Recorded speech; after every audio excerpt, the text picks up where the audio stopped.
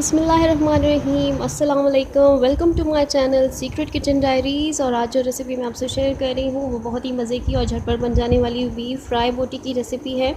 और ये स्पेशली दावत में बनाएंगे आप तो सभी आपकी इस डिश की बहुत ही तारीफ़ करेंगे और इसे पसंद भी करेंगे। और मैं इन बोटियों को बिना ही अंगीठी के और बिना सीखों के आपको बनाना सिखाऊंगी और घर में ही जो तैयार करदा टिक्का मसाला है उससे ये रेसिपी आपसे शेयर करूंगी। और इसे बनाने के लिए मैंने यहाँ पर बीफ बोटी ले ली है, तकरीबन 1 किलो से थोड़ा कम गोश्त था मेरे पास।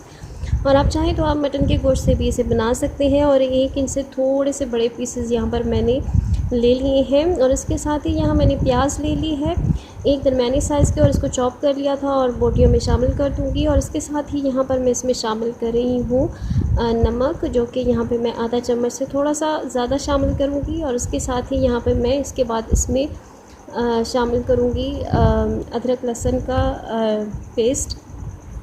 और अदरक लहसुन का पेस्ट यहाँ पे मैं एक जो है चम्मच, तकरीबन पौना चम्मच यहाँ पर मैं इसको शामिल कर दूँगी। और अगर आप अदरक लहसुन में पानी डालते हैं तो आप पूरा 1 चम्मच ही शामिल कीजिएगा। और अब उसके बाद यहाँ पर मैं इसमें पानी शामिल कर दूँगी। और पानी यहाँ पर मैं तकरीबन 1 गिलास यहाँ पे शामिल कर रही हूँ।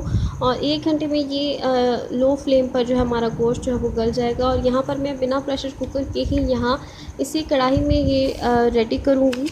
और यहाँ पर 1 घंटा जो है मैं इसे लो मीडियम फ्लेम पर इसे कुक करूँगी ताकि हमारा गोश्त जो है वो अच्छी तरह से गल जाए। और इसके बाद मैं इसे ढक के 1 घंटे के लिए पकाऊंगी। और 1 घंटे के बाद तकरीबन यहाँ पर आप देख सकते हैं कि गोश्त जो है पानी जो है वो बिल्कुल सूख चुका है। और आप इसे गला के जो है फ्रीज़र में भी रख सकते हैं ताकि आप किसी भी दावत में उसी वक्त इसको निकालें और बना सकें। और बच्चों को स्कूल में भी दे सकते हैं। और स्कूल के लिए भी सुबह जल्दी से निकालें और 5 मिनट में बना के आप तैयार करके दे सकते हैं।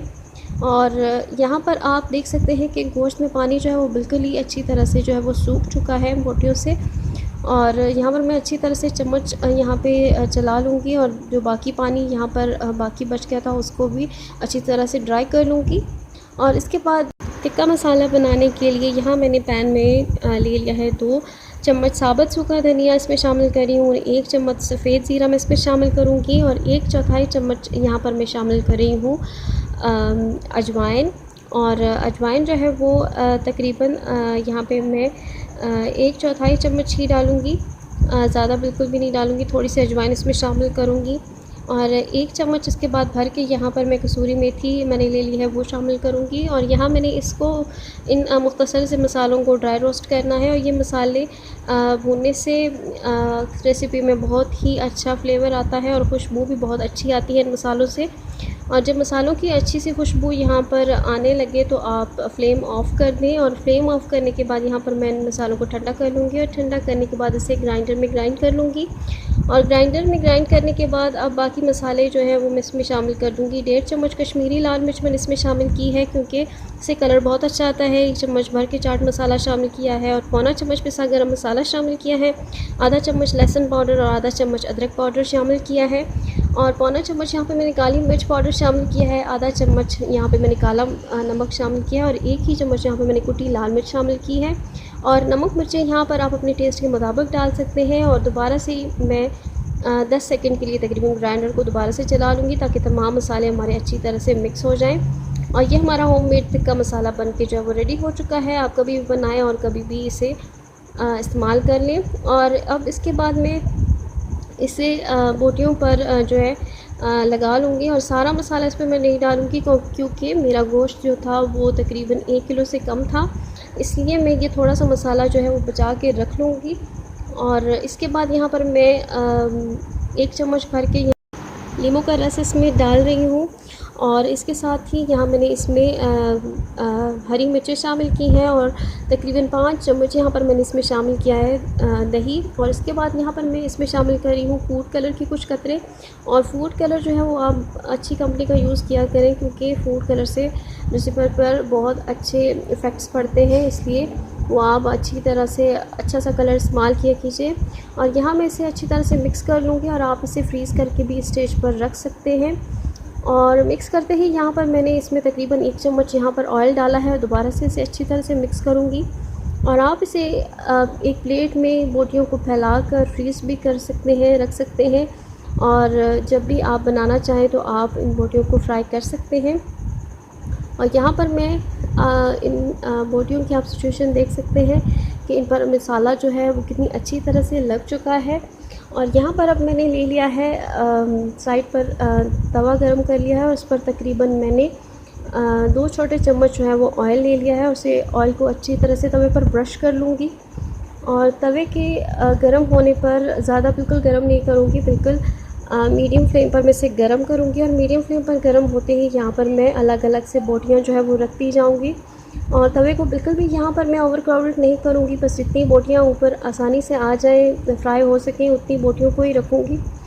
और तब तक यहाँ पर मैंने इन्हें पकाना है जब तक इनका अच्छा सा गोल्डन कलर जो है वो नहीं आ जाता, क्योंकि गोश्त हमारा जो है वो ऑलरेडी गल चुका था, इसलिए हमने सिर्फ इन्हें कलर ही देना है।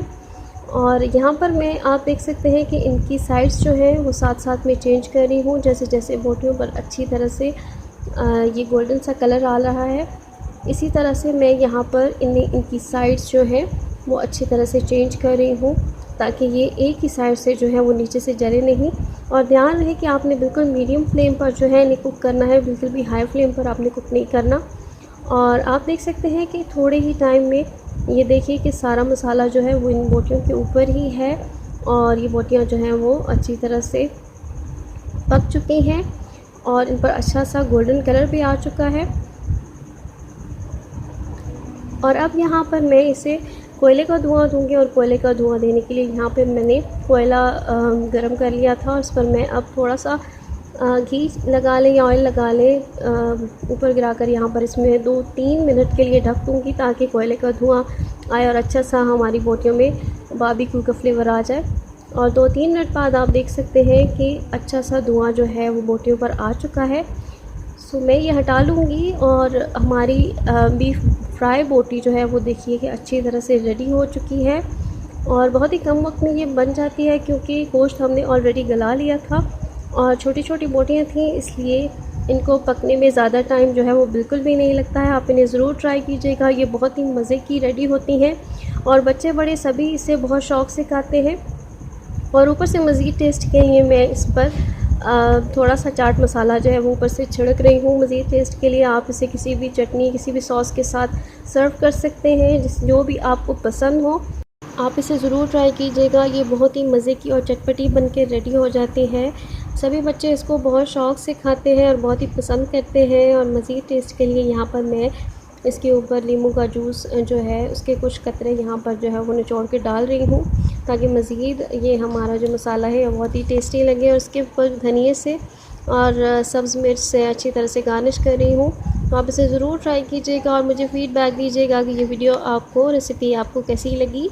और अगर अच्छी लगे तो इसे शेयर करें, लाइक करें और चैनल को ज़रूर सब्सक्राइब कीजिएगा और मुझे दुआओं में याद रखिएगा। अल्लाह हाफ़िज़।